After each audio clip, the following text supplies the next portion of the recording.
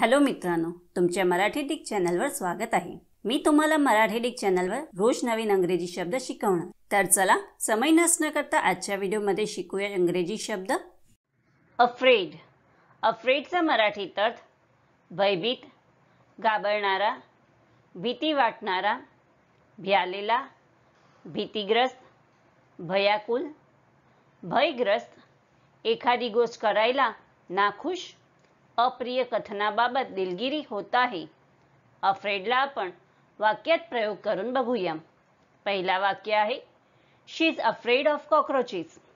दुसरा वाक्य आहे he is afraid of hard work. तिसरा वाक्य आहे I want someone who is afraid of losing मी। चौथा वाक्य आहे I am afraid I can't help you. Friends, व्हिडिओला लाईक, शेअर आणि कमेंट करायला विसरू नका आणि चॅनलला सबस्क्राईब करा। थँक्यू।